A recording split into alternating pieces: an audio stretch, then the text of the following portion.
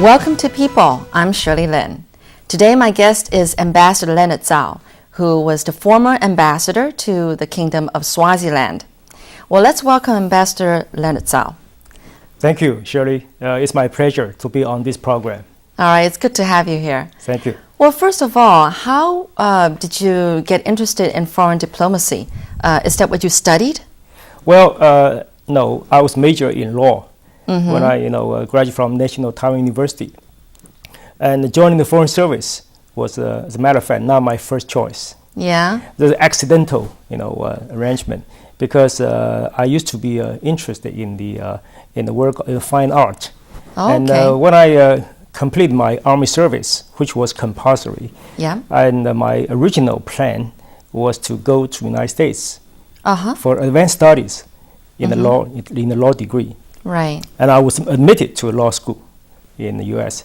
But somehow, an army pal who was inviting me to join him for taking up the Foreign Service Officer entry exam. Really? So I passed it. And I was very lucky that year, and I passed the exam at first place.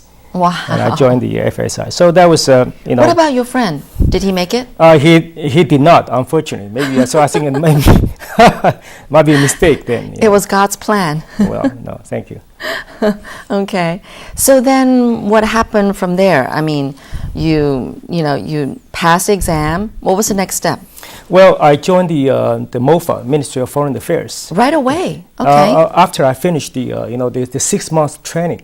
Okay. After you pass the Foreign Service exam, Yeah. you have to join the Foreign Service Institute. Okay. For a 6 month training. What went on during those 6 months? Well, you have to go through a certain a lot of studies, advanced studies and extensive labs, and then the rehearsal, because diplomacy is a highly comprehensive school of thought. You not only try to gain some knowledge in the textbook, but you have to practice. Something like you might not believe it. We were taught to learn how to enjoy the good wines and how to drive a car. Hey, this is great. You learn all these things for free. And even how to dance, because that was is a highly diverse and very exciting. Did you like the dancing part?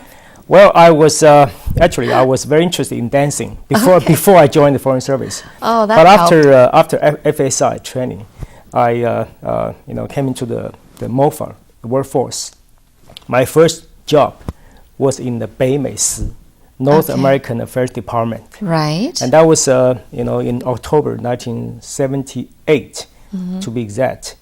And unfortunately, about 3 months later, the United States broke up the diplomatic ties with Taiwan. So that was a historic moment. And I was very, that was a special moment. I witnessed the historical change of Republic of China's, the history of diplomacy. That's an unforgettable part of my memory. Okay. Well, while we're on this subject, I mean, you eventually did get to America when you were stationed there at Washington, D.C. That's right. And then after that in Canada. Yes. And you started, or rather you set up the de facto embassy in Canada, in Ottawa, Canada. And this was after a hiatus of 22 years after we broke relations with Canada. So what was that like? Can you talk about the experience and what things you did when you were there? I think it was an exciting moment, but also a lot of pressure, stress for you. Setting up having, not having that relationship with Canada for that long, and then to reconcile the relationship again. Well, yeah, you're right, Shirley. Looking back, I found myself very fortunate, and I was very honored to have been able to serve in both capital cities of North American countries, namely Washington, D.C. of the United States and then Ottawa of Canada. And when I went to Washington, first time, 1982, and that was shortly after the diplomatic, breakup between the U.S. and Taiwan. So that was a really busy and demanding job, And not only my humble self, even my boss, like Dr. Fred Chen, and also my colleagues, co-workers, then in Washington, D.C. office, we all have been under tremendous amount of pressure. And I was assigned to deal with State Department and U.S. administration and the think tanks, even some both political parties, Democratic Party and Republican Party. So that was a very exciting 4 years for my first tour in Washington, 82 through 86. And after that, I returned to Taiwan, serving for at North American Department and American Desk. And later on, I was transferred to the minister's office, helping our foreign minister. And that was another learning experience. Right. My horizon was broadened, tremendously. And after that, I was I quit my job. I took the initiative to ask for permission to leave the government for a study. So I went to Harvard. I was admitted to Harvard University, and then I got a degree, MPA, at Harvard Kennedy School. And after that, I came back to Taiwan, and back to the Ministry of Foreign Affairs.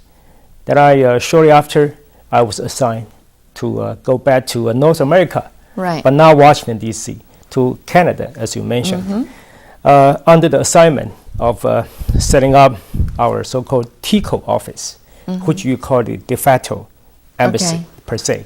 But the official title is the Taipei Economic Cultural Office in Ottawa. Yes, you're right. Canada is another great country, and which broke up the relations, diplomatic one, with Taiwan as early as 1970. So, almost 20 years later, and I returned to Ottawa as the first government official of Taiwan to be seen, in the Canadian capital city. But so I spent another 4 years in the Ottawa, which they call almost the coldest capital city in the whole world. Second to Ulaanbaatar. Ulaanbaatar. Of Mongolia. In Mongolia. Yeah. So when I recall vividly, a relaxing note. Shortly after I set up, the office in Ottawa, my Canadian friends asked me. It's rather, it's a rhetorical question. Mr. Chao, how do you like our winter? Because it's very cold, severe cold. And I say, I know what the kind of answer they expect from me. I say, well, I rather enjoy the pride of being able to survive your winter. They asked me, did you enjoy our winter? I said, well, enjoy the pride of being able to survive the winter. But that was a very very interesting part of my career time. Yeah.